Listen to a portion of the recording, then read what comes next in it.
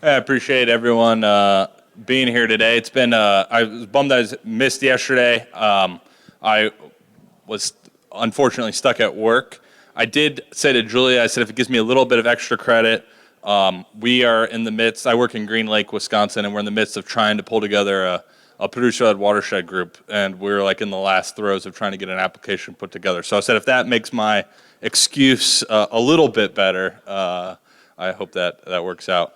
My background, I'm sixth generation Wisconsin. My family left farming about 4 generations ago to become educators.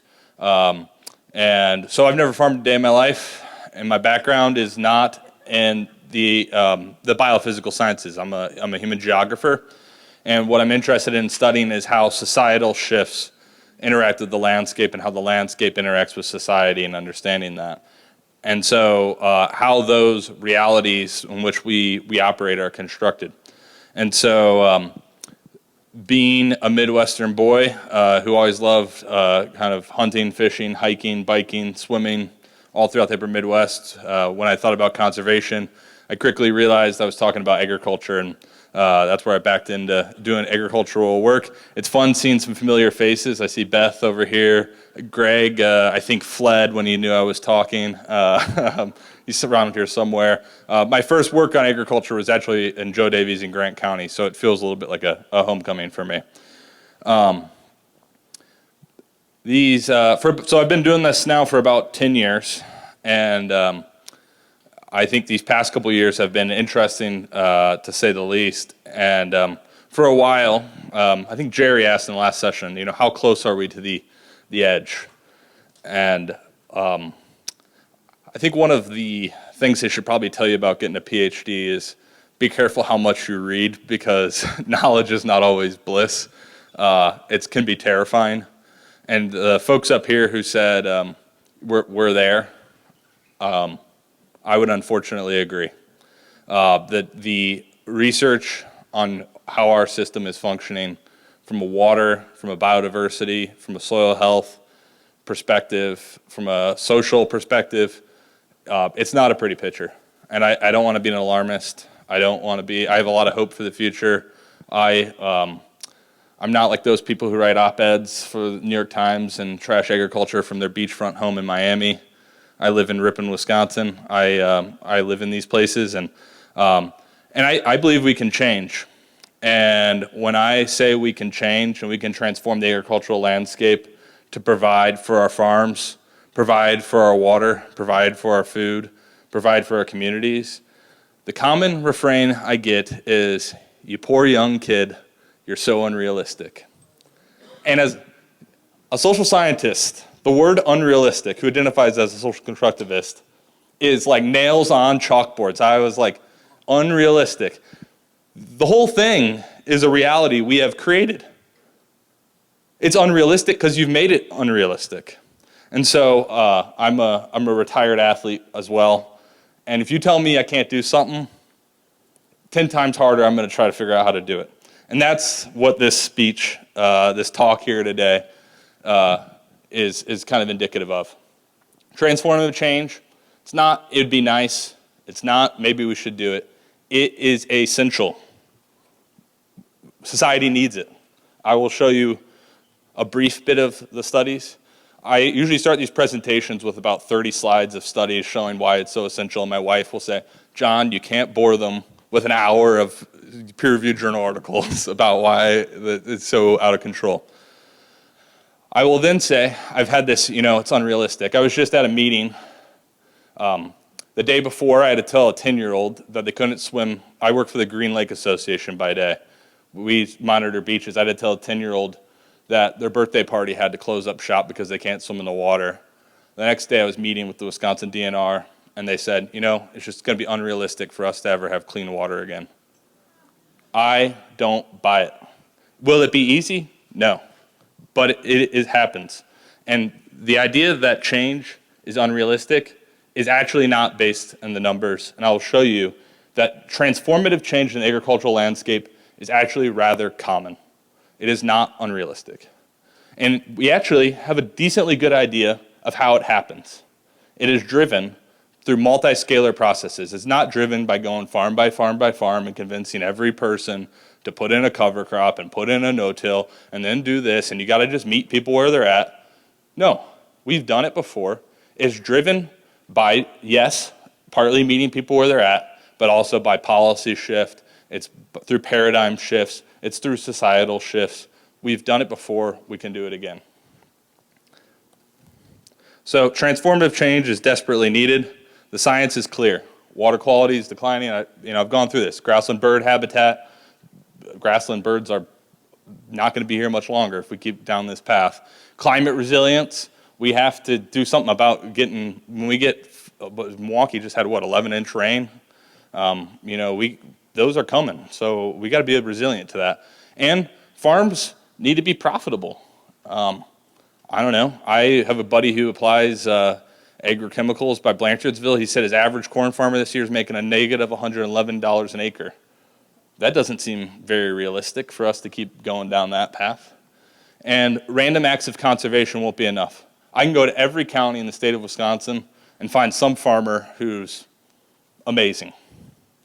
But a farmer here, a farmer there, a consumer here, a consumer there, isn't going to be enough. It has got to be across the board. So, where's the data? This people are aware of this. There's reams of data on what this is about. This gets bickered about all the time. So, soil loss. The extent of soil loss throughout the U.S. Corn Belt results in about 1.9 to 3.7 billion in annual economic loss. People ask me, can we afford to be regenerative? I would say, can we afford not to be regenerative? We can't afford and indicate that 35 plus or minus 11% of the cultivated area has lost A-horizon soil, that prior estimates of soil degradation from soil survey-based methods have significantly underestimated A-horizon soil loss. We estimate that A-horizon loss decreases crop yields by 6 plus or minus 2%, causing a 2.8 to 0.9 billion in annual economic loss. Gentleman up here said, look at the Dust Bowl from before and the Dust Bowl we're living in right now. The only difference is the soil is a lighter color. Here's the receipts. Grassland birds, dramatically declining. This is not, I tease, I have a good buddy who's an entomologist and he does a lot of work on biodiversity. And I said, do we ever we act like this stuff is complicated, like, oh, you got to look at this. We don't have grassland birds because look how we're treating our grasslands. This is not complicated. Water quality. Our water quality is, I work for a lake association. We shut down beaches all the time. If the lake is south of Highway 8 in Wisconsin, I assume it's impaired for nitrogen and phosphorus. I'm shocked if it's not. That's, and I think that's an indictment on our system. And what does that look like? These are all lakes and agricultural watersheds. Lakes are green. I was shutting down the beach in Green Lake, and the guy from the public health department goes, well, I just came from Beaver Dam Lake, and they got dead birds floating in the water because it's so green. So this looks pretty good. I mean, this is where we're at. Health impacts, this has been talked about today.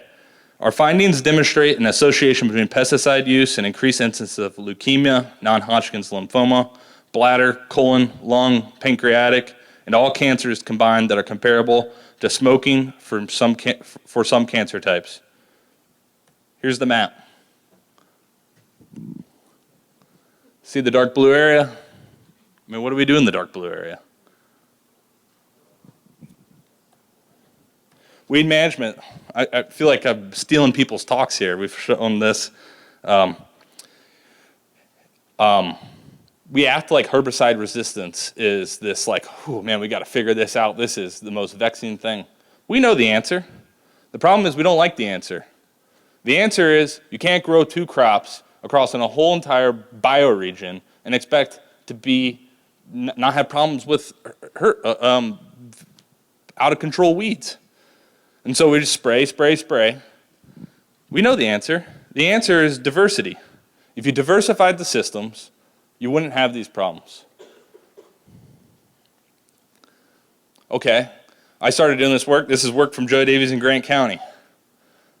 When I first started this work, I was doing work in Chicago, and I said, you know what? What if we went out and did this work out in other places in the Midwest?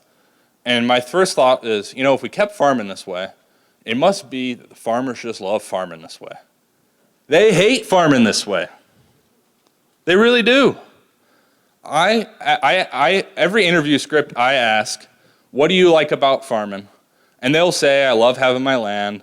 I like doing this and that. Sure. I ask them what they don't like. I have to tell them, hey, I got to get to the next interview, so I'm going to need you to stop talking. It goes on and on and on. And I think the frustration is understandable. And when I still do work at the University of Wisconsin-Madison, when we go to campus and we talk about change and being unrealistic about what change is, part of the reason we can't change is because, well, wouldn't that upset all the farmers? And I just think, what farmers are you talking to? Because I don't think it's working that great. And so when the need for transformative change is identified, kind of like what I did, kind of like what a lot of people have done here, we get dismissed as being unrealistic. I think, Monty, you had a slide on this. You know, you're unrealistic, you're crazy, and then it's like, well, that's just not going to happen, and then eventually it becomes common sense. And I, as being kind of a competitive person, I can't accept that answer. I want to dig into this. And it turns out the agricultural census has a lot of data, and you can really make a lot of sense of, does transformative change happen? And so, does the evidence bear out that transformative change is unrealistic? And my short answer is no. Okay? Has Iowa hog farming transformatively changed? I would say yes. We had 45,000 hog farms in 1982 in Iowa. We have just a little over 5,000. We have 14 million hogs in 1982. We have just a touch under 24 million. That didn't happen by accident, folks. That was by design. Dairy farms in Wisconsin. Not maybe as dramatic of a story as Iowa as far as the increase of cattle versus the decrease in farms, but a very dramatic story nonetheless. We've lost 85% of our dairy farms in just over 40 years. The county I live in, Fond du Lac County, Wisconsin, had 1,100 dairy farms in 1982. We had 53,000 dairy cows. 1,100 farms, 53,000 cows. Today we have 150 farms. We have 59,000 cows. That is a fundamental shift. Transformative change does happen, and it doesn't happen on accident. Let's talk about where we're sitting right now. We're in Grant County, Wisconsin. This is the ag census data. This is kind of what I was talking about, but let's bring it a little closer to home. In 1982, when my mom was running for the Hillman back at Platteville High School, we had about 256, was about the average size of the farm. We didn't have median data. We had, the farmland acres was higher than it is now. Grant County's pretty muted on this front. One thing you'll notice, though, is that the average farm size here has not gotten much bigger. I think part of that is because we're in the driftless area. But look at the median farm size. I can almost go to any county in the state of Wisconsin, probably in Iowa and Illinois, I just haven't had the time. What you will see is that the average farm size typically either holds steady or goes up, and the median farm size goes down. There's a phenomena, this has been identified in the literature. This is called the agriculture of the middle. It either makes sense to get massive and sell on economies of scale, or be tiny and direct market and sell a niche product. We have lost the classic Wisconsin dairy farm of 50 to 150 cows with, let's say, 150 to 300 acres of land. That has been systemically pushed out, and the data bears it out. Let's look at livestock. Hogs and pigs. Remember the Iowa numbers? Where did the hogs go? Look at that. In football, my prior profession, when you watch film the day after a game, they said the truth's in the game. The truth is in the game. Look at the dairy farming numbers. That did not happen on accident. Look at the cropping distribution. Look at the soybeans. We talk about soybeans like they've been here since kingdom come. Look at the forage crops. We have lost half of the forage acres in Grant County alone. We see this in every single county except like Vilas and Oneida, where people just drink gin and tonics and drive on pontoon boats, where we don't even really farm. Other than that, we pretty much see this across the whole entire state of Wisconsin. This did not happen on accident. This did not happen. The soybeans did not go from 43 farms to 703, going farm by farm, just meeting people where they're at. This was driven by systemic change. We fundamentally, societally changed, and it led to a fundamental biophysical landscape shift. Okay, numbers maybe aren't your jam. It's not my jam, to be honest. Let me paint you a picture. This is John Stuart Curry's painting of the Wisconsin landscape in 1933. That doesn't look like Wisconsin anymore. This was the normative Wisconsin farm. It doesn't look the same. So, it's changed. The thing, too, about dairy, we act like we just became the dairy state by accident. We didn't. The reason why it became the dairy state is wheat was failing. We had a dominant wheat crop. We were overrun by cinch bugs. We had failing soils. And we sized up, we collectively, as a society, said, this isn't going to work for very much longer. We need to come together and think about something different. Wheat is king. I think Monty just said, didn't you say corn is king? Oh, wheat was king not so long ago. Something must have changed. We act like these things never change. It's unrealistic if they changed. You're just a dreamer. You're just a young 20-something-year-old dreaming. And it didn't change on accident. We designed supply chains. We designed policies. The state of Wisconsin, the University of Wisconsin, and the state of Wisconsin mapped out the entire state and identified how close cheese factories need to be to each other so that if they knew cheese had to get trucked so far that it would no longer be profitable, so they need to put another cheese factory in. Babcock, we name whole buildings after these people, yet I think we have amnesia about what they did. Babcock created the butterfat content so that people couldn't cheat the milk and water down milk. It created an even market. It created a system. Not on accident. This is the same U.S. Ag Census data, wheat in Wisconsin, 1880. That's 20 years after the U.S. Civil War for context. We had 24 million bushels of wheat, almost 2 million acres of wheat. By 1920, the number was 25% of what it was. This is not hidden data, folks. If you can type in U.S. Agricultural Census, you can get this. Wisconsin dairy. Dairy's always been here, hasn't it? Nope. Look at milk sold in gallons. 1880 and 1920. Cheese, butter. Do you think they did that by just knocking on doors and saying, hey, I got a cost share program for you. Why don't you milk a cow? No, they designed a whole system. And I don't know why, when we know we need a system change, that we have amnesia about how to do it. We've studied it. We've done it. Let's do it. And I go bonkers. I'm an academic. I'm paid to read papers that no one in their right mind would ever read.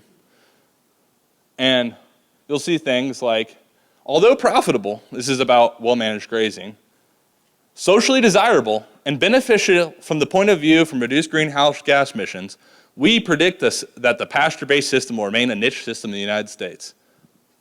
So it's better in every realm, but we're not going to do it. Or large-scale conversion of row crop agriculture in this region is unrealistic. Says who? You've made the whole system to make it realistic. If you don't like it, why don't you address the system? So what's getting in the way? Well, if you don't know by now, my answer, it's a systemic problem. We have a societal, political, and economic context that impacts the autonomy people have for change. You can't grow a crop if there's no market for that. You can't say, hey, I live in a watershed where we'd probably need almost the entire land in some form of perennials to hit our water quality goals. If we did that, let's say all that land went into beef grazing, and now we got 60,000 acres in beef grazing. We don't have the trucking, we don't have the processing, we don't have the market developed, we don't have any of that developed. That's why it's unrealistic for us to ever have a clean place for a 10-year-old to have their birthday party and swim in the lake. This is not a secret. This is published about a lot. I'm not narcissistic enough to put my own publications on there, but they're there. So what doesn't work? We've been trying to create this change. We've known this for, 4 decades, longer than I've been alive. This is not a secret. What doesn't work? Having no strategy. I cannot tell you how many, I work in the water world. I work to get clean drinking water and clean surface water. I cannot tell you how many watersheds I go to where people say, we just try to get the BMPs out there and hope for the best. That is not a strategy for clean water. It is not. When you're talking we need 60% reductions in phosphorus loading to get a lake to hit the clean water standards, random BMPs is not going to get it done. God love the people who are trying. I'm not trying to take anything away from you. I'm literally one of those people. I literally was sitting in a room yesterday trying to apply for what will probably amount to be a $25,000 grant trying to move things forward. It will not solve the problem, but at least we're in it together. Without a clear strategy, it is impossible to know when you've hit a milestone. Without a defined vision, you can't rally others and expand your movement. If you need systemic change, you need a social movement. I hate to be the social scientist in the room. You're going to need one of those. And having no strategy will create burnout. I've seen it time and time again. I see it all the time in Wisconsin producer watershed groups. I served on the board of EPIC for 3 years. And we are trying our darndest. And it's just really tough because you feel like you're going nowhere. And I've had to have people support me because I feel that way at times.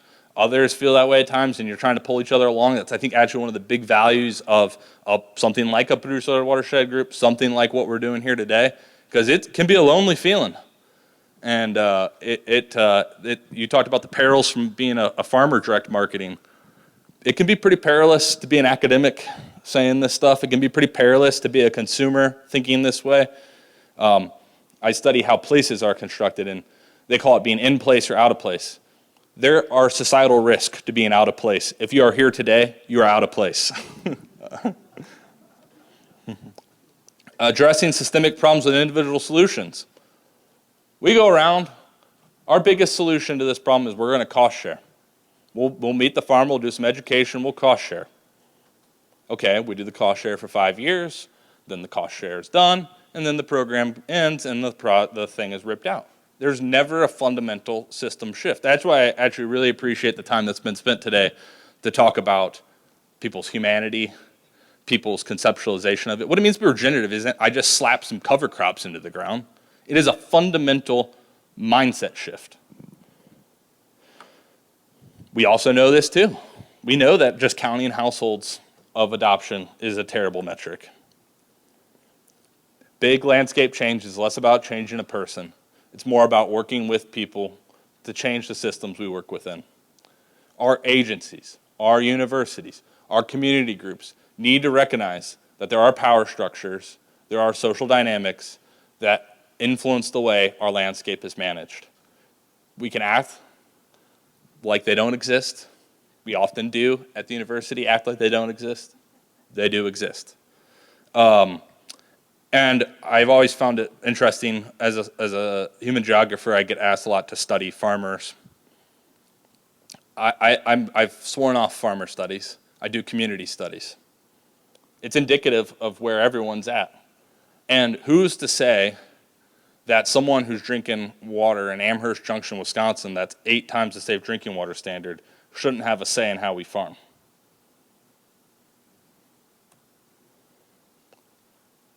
Knowledge deficit. Man, if we just did one more study If we just did one more outreach event, maybe people would just get it. Folks, we've known this for decades. I tease my good friend, he's an entomologist. We swing hoop nets through cornfields that just got sprayed with pesticide. I'm like, we know the answer. It's zero. There are not a single bee in this field. Can we just go to the prairie, please, where we can get the other data point? Just to prove, we got to do it though, to prove, turns out spraying a ton of pesticides is not good for bees. I would have never thought. What's worth trying? So this is the guy in the red hat's my entomologist friend, Claudio Graton. Randy Jackson's another good friend. Lucy Schulte Moore is in this picture too. She's at Iowa State. I think I saw some Iowa State folks. We've been studying how do you create large-scale landscape shift to actually change the lived experience. How do you get it where you live in a world where I don't go interview farmers and the woman won't go to one end of her barn or won't put any cattle in the end of the barn because that's where her husband took his life? How do you live in a world where you don't have to shut down 10-year-olds' birthday parties because they can't swim in the water? How do you live in a world where I don't have a PhD student whose whole dissertation is about, in what world would I ever return to Greenbush, Wisconsin to ever farm because I hate it there? That's literally her dissertation question. How do you create change? And the answer is not one by one, is what we're finding. We're finding stuff that we found out already 100 years ago. Main takeaway from this work, we need to resign agricultural markets. People have already said this. We love capitalism in the United States until we don't love capitalism in the United States. Like, they say the agricultural system's capitalism is, right. It's a joke. We need antitrust enforcement. We know that when you have more competition leads to innovation. It allows for creative ideas. You want to get a creative idea into the market right now? Good luck. And it's because it's not competitive. It disincentivizes overproduction. We have too much corn right now, yet I see a whole lot of corn being grown. If we let the market play out, I guarantee you we would see a lot less corn being grown. You wouldn't make it very long. My buddy's got farms making negative $111 an acre growing corn this year. You wouldn't make it that long. I have a good buddy. He's an economics professor at NC State. He used to work for the USDA ERS. He called me up one day and said, Strauss, I'm sending you a link. You need to look it up. It was the commodity cost return data. This is the full cost accounting of what it costs to grow crops, and they break it out by the regions. In Wisconsin, we're in the Northern Crescent region. Corn, since 1996, when you do a full cost accounting, I'm not talking a half cost, I'm talking your labor, the opportunity cost of your land, what it actually costs to grow it, has been profitable since 1996, the year after I was born, 6 times. You're telling me a business that's profitable 6 times in 30 years is a serious business? That's worth contaminating our state's waters, creating a mass extinction event, greatly reducing our climate resilience? And for what? 40% of the corn's going to ethanol, which we know is a highly inefficient biofuel. What are we doing? I mean, it'd be one thing if we actually really needed it to stave off world hunger. Trust me, I don't want to see a single person go hungry. I don't think that's like something we're debating. I think everyone wants people to eat. We also assume that the reason why people are going hungry is because we have a caloric deficiency. We have enough calories. The problem is getting the calories to people's mouths. The other thing we're realizing is that farmer decisions are interconnected. You can't go ask, hey, convert your 1,000-acre farm into a beef grazing operation if there's no beef market there. Or, hey, go grow whatever crop, oats or peas or whatever, if there's no market developed for that. You have to have a viable alternative. They're disciplined from well beyond the farm gate. This is an idea by Michel Foucault. He writes books that are entirely way too long. I would save yourself of them. They're about 1,000 pages. Monty's already yawning thinking about it. And that's the point. That's what he's saying, is that you have this idea, this illusion of freedom. You don't have freedom. You have 2 markets. You have corn and soybean. Our institutions are part of the problem. Yeah, I said it. And I realize I get a paycheck from the University of Wisconsin-Madison. We are consumed by how farmers need to change. This is indicative of a societal breakdown. I have a good buddy. His name is Forrest Funmaker. He's Ho Chunk. And he goes to me, I was explaining to him, my wife lives in Milledgeville, Wisconsin. Milledgeville, Illinois, or that's where she grew up. And we just sold her family's dairy farm that had been in 100 years. Her grandparents just passed. We were cleaning out the dairy farm. We were in a food desert. And he said to me, do you white people ever think it's weird that you can't get food where you grow your food? He said, has any human civilization ever done that? A pretty good point. That's pretty crazy. I can't get food from where we grow food. I got to drive 50 minutes to Sterling, Illinois to get processed food from the Kroger.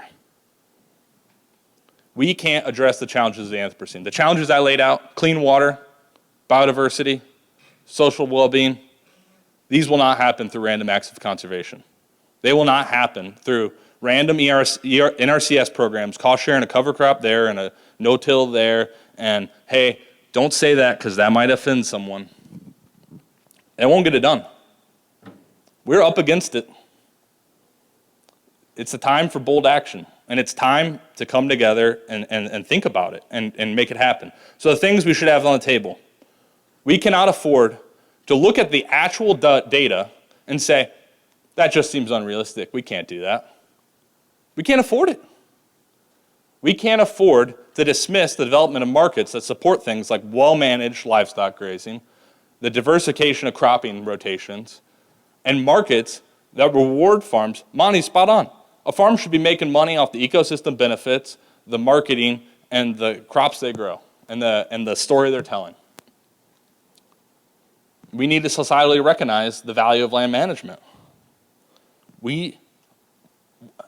If we can't drink clean water, folks, it's kind of elementary. Like, that's kind of a starting point. That'd be pretty nice. I live in a city where the well water from the municipality comes in at 7 parts per million. Des Moines, Iowa, they have water drinking, like can't water your yard, can't do anything because we can't use the water too fast because the water coming down the Raccoon River has so much nitrogen in it. Things we should have on the table. We can't be constrained by the calculus of today. What I am saying is unrealistic today. We cannot afford too many more tomorrows where it is unrealistic. What is the relationship we want to have with the land? Who will have a say in what that relationship will look like? I live in a community where we have farms not making money, growing essentially 2 crops. They are lucky to have a canning crop industry where we're at too, so it's more than 2 crops where we're at. But by and large, people are not making money farming. Our economy, our school districts are propped up by lake tourism. Our lake is being threatened by that style of farming. And I ask myself, who is winning? I am confused at who lives in our area who benefits from this. I'm confused at how our farmers are winning by growing crops that aren't turning them a profit and giving them a lifestyle they want to live. And I'm confused how someone like me, when I go out and water sample and I can stick a boat oar in our creek, elbow deep into sediment, and with a boat oar on the end of it and not hit firm ground. Who's benefiting from that? I don't want it in the creek. It's not doing me any good. Take it back, please. I don't want it. I guarantee you a lot of farms, if I dredged that up, would be itching at the bit. How do we design a system? And I'm not blaming the farmers for that. They are responding to the system we've given them. The system we've given them, the problem is it's junk. We need to give them a system that rewards them to keep the soil where they're at, which is the best thing for them. And so shouldn't it be the people who live and work in these places that think about and drive what that system is? And my point, if I can just make a take-home point, is transformative change is common. People want to make it seem like it's some voodoo thing. Oh, don't listen to this young kid. He's just crazy. He's off his rocker. Or that's unrealistic, or that'll be too costly, or that will do this. Do you really know what the consequence of that will be? What are you going to eat? Well, I don't know. I guess I won't eat corn ethanol. I guess I'll still buy my beef from the guy down the street who I buy my beef from. And I get not everyone has that luxury in life, but I guarantee you this, if we subsidize that type of farming, the way we subsidize our conventional, realistic type of farming, it'd probably become a little bit more profitable, or more affordable to the consumer. We talk about a lot of the challenges of direct marketing. That's what you're telling me is that's the cost of being out of place. That's the cost of bucking the system. That cost would go away if we made it the system. It would. People who are farming the way people who are regenerative farming are paying a cost for being counterculture. If we made it the culture, you wouldn't need to pay that cost anymore. And we could say individual consumers need to change, but that's kind of like putting the shoe on the other foot. Because that's individual behavior change too. Individual consumers, I go to Kroger and I want to buy chicken. Tell me how I buy chicken that's not made by Tyson at Kroger. I haven't found a way. I would love to not to. The only way I found is to make friends with people who farm chickens and buy chickens directly from them. That's not a scalable solution, though. I mean, we're not going to feed the city of Milwaukee by everyone going to their local farmer and buying a chicken. We have to be able to design supply chains that break us free of these regimes. So, okay, people say, well, that's nice, John. You've painted me a pretty picture. We need systems change. And then people ask me, well, how do you have that happen? I'm going to make no qualms about it. It will not be easy. If you think this will be a walk in the park, then I don't know what to tell you. But if history is an indicator, what I'm talking about is societal and systemic shift. In the United States, that has not happened by just people writing, let me write a letter to my legislator. Could you pretty please rewrite the Farm Bill?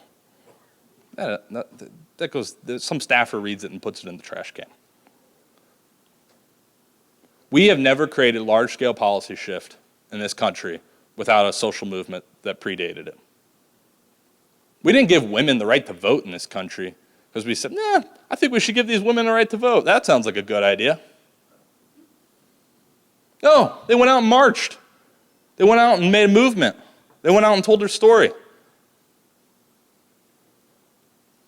Lyndon B. Johnson didn't sign the Civil Rights Bill because he's like, you know what, it's probably the right thing to do. It's probably about time. We should probably give some people who are minorities rights. No. They put together a 100-year movement. 100 years. You think it was easy? You think it wasn't hard? That's how change happens. So I think we want this change, and I think the people here, you're spending your whole Saturday here, I don't doubt anyone's intentions in this room one bit. But if you want my expert assessment on how society shifts and how it creates landscape shifts, that's my expert assessment. You're going to have to go out and fight for it. And I don't mean go throwing bricks through walls and punching out your neighbor and calling people idiots. I mean coming together and putting together a vision and telling people how this world where you can eat clean food, swim in the water, drink the water, have a bird fly over your house, that's a better world. It's going to win. We got to show people it and come together and push that forward. And so I think that is, people want my expert assessment. I can write that in journal articles. It's not going to come off as maybe as exciting as this. But that's my expert assessment of how societal shifts lead to landscape shifts. And we've done it before, and I don't know why we pretend that we don't know how it's going to happen. We know how it happens. And we've seen it right now. We're going to see it again. If we don't do this movement, we don't do a regenerative movement, we don't come together, we have a lot of aging farmers. I think someone else is going to come along with a movement, whether we do or not. So, I mean, in football, they always say it's either time to put your dukes up or go home. Like, you either got to get up and get going or pack your bags and go home. And we're at a point where if we want, Jerry, you asked, are we at a breaking point? We're at the breaking point. And if we want to live in a world where we have these things, and I do, and I think a lot of people do. I think the majority of people do. I think we got to give people something to latch on to. So with that, I will yield the floor.